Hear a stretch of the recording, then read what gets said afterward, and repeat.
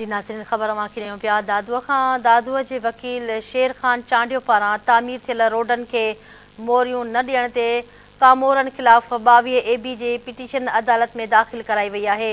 Petition में ॼाणायो वियो आहे त ॻोठ ख़ासा चांडिया, ॻोठ मुहिब अली चांडियो, ॻोठ शेर मोहम्मद ॾावच, ॻोठ इब्राहिम जे छुटो जा रोड तामीर कंदड़ कामोरनि बरसाती पाणी नेकाल करण लाइ मोरियूं न ठाहियूं हुयूं।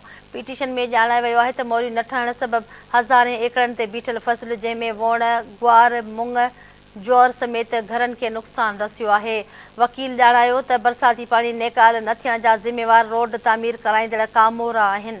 ख़बर मांखे दादूअ खां ॾेई रहिया आहियूं। दादूअ जे model criminal trial court notice जारी कंदे 30 अगस्त ते 9 कामोरनि खे तलब करे वरितो आहे।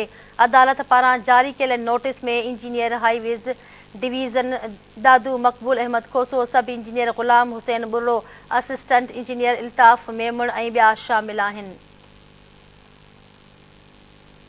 दादूअ खां मांखे अहम ख़बर ॾेई रहिया आहियूं। दादूअ जे वकील शेर ख़ान चांडियो पारां तामीर थियल रोडनि खे मोरियूं न ॾियण ते कामोरनि ख़िलाफ़ 22 AB जे पिटीशन अदालत में दाख़िल कराई वई आहे।